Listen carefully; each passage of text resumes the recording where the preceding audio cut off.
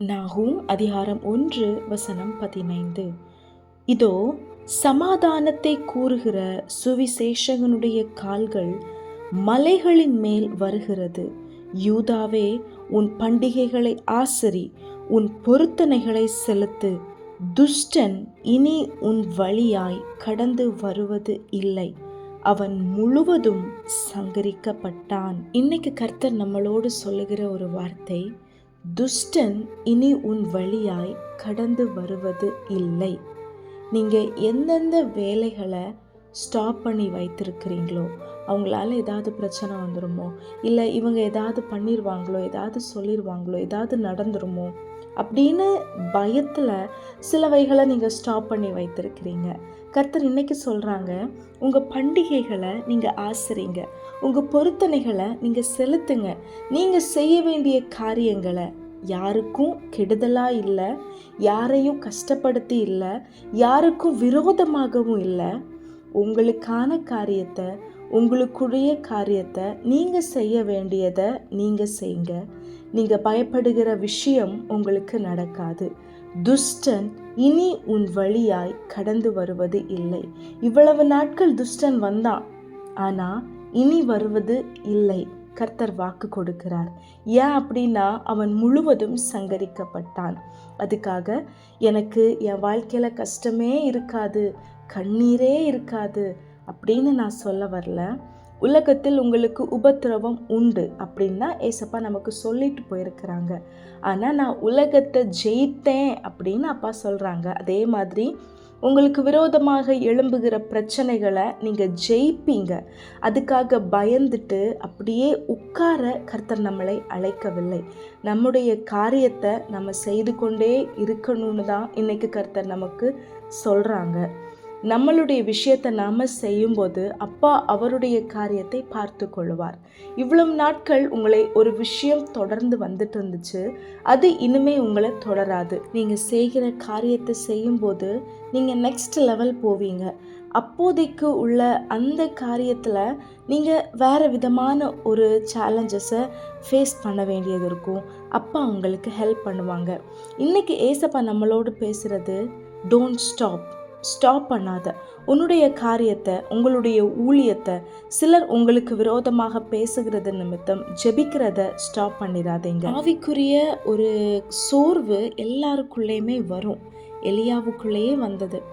ஆனால் அந்த சோர்வில் அப்படியே நம்ம உட்கார்ந்துடக்கூடாது. நம்ம எந்திரிக்கணும், எழும்பணும்.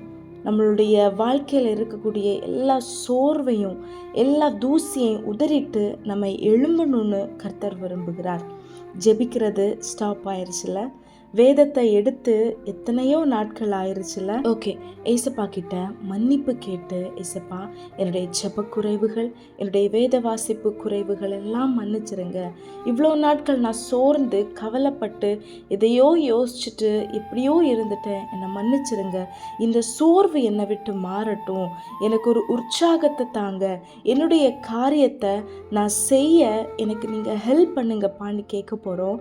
ஒரு பலன், ஒரு புது பலனை கர்த்தர் உங்களுக்கு தருவாங்க. நீங்கள் உங்களுடைய காரியத்தை செய்யும்படிக்கான பலன் உங்கள் மேலே இப்பொழுது வருகிறது. நீங்கள் பயப்படுகிற காரியம் ஒன்றுமே இல்லை, அது முழுவதும் சங்கரிக்கப்பட்டது. ஒன்றும் உங்களை சேதப்படுத்த முடியாது. கர்த்தர் உங்கள் கூட இருந்து அந்த கிரியைகளை எல்லாவற்றையும் அழித்து ஜெயக்கொடியை நாட்டி விட்டார். நம்ம எழும்ப போகிறோம், ஜெபிக்க போகிறோம், வேதத்தை எடுத்து வாசிக்க போகிறோம். தொடர்ந்து அப்பா அதிகாலையில் எழும்பி ஜெபிக்க எனக்கு ஹெல்ப் பண்ணுங்கப்பான்னு கேட்கலாம். அப்பா எழுப்பி விடுவாங்க. எந்திரிச்சு கொஞ்ச நேரமாச்சும், அப்பா என்னை அர்ப்பணிக்கிறேன், என்னை நீங்கள் பொறுப்படுங்க, இப்படி காரியங்கள் இருக்குது, இதெல்லாம் பார்த்துக்கோங்க அப்படின்னு சொல்லிட்டு நீங்கள் படுத்துருங்க. ஆரம்பத்தில் இதை ஒரு பழக்கமாக்கிக்கோங்க. போக போக அப்பாவை துதித்து பாடி வர்ஷிப் பண்ணுங்க. டைம் போகிறதே உங்களுக்கு தெரியாதுங்க. ஆவியானவர் உங்களுக்கு உதவி செய்வாராக. ஜெபத்தில் வளரலாம், வேத வாசிப்பில் இன்னும் ஸ்ட்ராங் ஆகலாம், ஏசப்பா கூட இன்னும் க்ளோஸ் ஆகலாம். நம்ம வாழ்க்கையில் பெரிய காரியங்களை நம்ம பார்ப்போம். துஷ்டன் இனி உங்கள் வழியாய் கடந்து வருவது இல்லை, அவன் முழுவதும் சங்கரிக்கப்பட்டான். நீங்கள் பயப்படுகிற விஷயம் எதுவும் நடக்காது, ஒன்றும் உங்களை சேதப்படுத்த முடியாது. தீமையாய் தோன்றுகிறது கூட நன்மையாக கர்த்தர் மாற்றுவார். ஏன் அப்படின்னா, நீங்கள் அவரை நம்பி இருக்கிறபடினால. ஏசப்பா தான் உங்கள் வாழ்க்கையில் முதலாக இருக்கிறபடினால, அவரை மட்டுமே நீங்கள் நம்பி இருக்கிறபடினால, இப்போ தீமையாய் தெரிகிறது கூட நன்மையாக அப்பா உங்களுக்கு மாற்றி தருவாங்க. ஆமேன்னு சொல்லி ரிசீவ் பண்ணுங்க. தைரியமாக சொல்லுங்க, துஷ்டன் இனி என் வழியாய் கடந்து வருவது இல்லை, அவன் முழுவதும் சங்கரிக்கப்பட்டான். ஒரு வியாதியாக இருக்கலாம், தலைமுறை தொடர்கிற எந்த ஒரு காரியமாக இருக்கலாம், அதை பார்த்து பேசுங்க. துஷ்டன் இனி என் வழியாய் கடந்து வருவது இல்லை.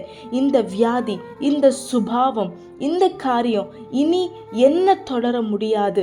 என்னுடைய தாய் தகப்பனை இது தொடர்ந்து அவங்கள பாடா படுத்திருச்சு, ஆனால் என்ன இது தொடர முடியாது.